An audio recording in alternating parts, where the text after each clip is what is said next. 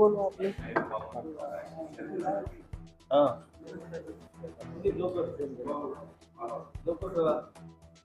औसा येथे 6 आरोपींना आपण ताब्यात घेतलं होतं. काय कोणत्या आरोपीकडनं माहिती मिळालेली आहे आणि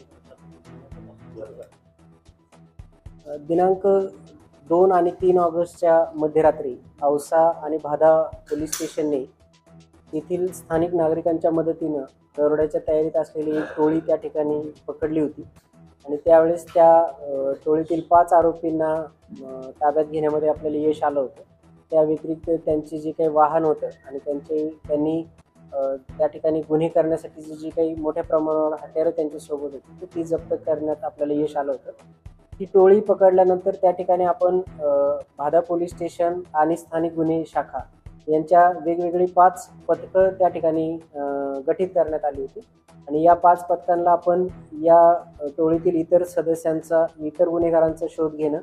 त्या व्यतिरिक्त या टोळीने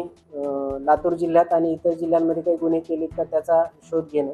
आणि जर काही गुन्हे केले असतील तर त्या गुन्ह्यातील मुद्दे अनुषंगानं आपण वेगवेगळी पथकं तयार केली होती आणि या पथकांच्या कामगिरीनंतर आपल्याला त्यांचा अजून एक जो साथीदार होता जो अशाच प्रकारच्या गुन्ह्यांमध्ये मदत करत होता तर त्याला आपल्याला पकडण्यात यश आलेलं आहे आणि त्याच्याकडनं आपण जवळपास 5,72,000 रुपयाचा गुटखा आणि एक इनोवा कार त्या ठिकाणी आपण जप्त केलेली आहे. त्या व्यतिरिक्त या आरोपींच्या इंट्रोगेशन नंतर आपल्याला असं निष्पन्न झालेलं आहे की लातूर जिल्ह्यातील एकूण 9 गुन्हे,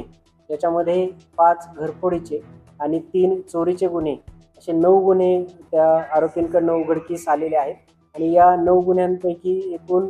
गेल्या मालापैकी 4 लाखाचा मुद्देमाल जो आहे तो मुद्देमाल आपण हस्तगत करण्यामध्ये आपल्याला यश आलेलं आहे. या व्यतिरिक्त अजूनही त्या आरोपींचं इंट्रोगेशन करून त्यांनी लातूर व्यतिरिक्त इतर काही जिल्ह्यांमध्ये जसं बीड, परभणी किंवा बिदर या जिल्ह्यांमध्ये काही गुन्हे केलेत का त्याचाही शोध आपण घेत आहोत. त्या व्यतिरिक्त त्यांचे जे इतर साथीदार आहेत त्यांचाही शोध घेण्याची कार्यवाही चालू आहे आणि या व्यतिरिक्त अजून जो चोरीला गेलेला मुद्देमाल आहे तो मुद्देमाल सुद्धा हस्तगत करण्याची कार्यवाही चालू आहे. तर या प्रकरणामध्ये नागरिकांनी आणि कर्मचाऱ्यांनी मोठं सहकार्य केलेलं आहे. विशेष सन्मान करण्यात आपण निश्चित ही जी काही कामगिरी झाली होती तर ती कामगिरी ही औसा पोलीस स्टेशन आणि भादा पोलीस स्टेशनचे जे काही अधिकारी अंमलदार आहेत आणि त्या स्थानिक जे नागरिक आहेत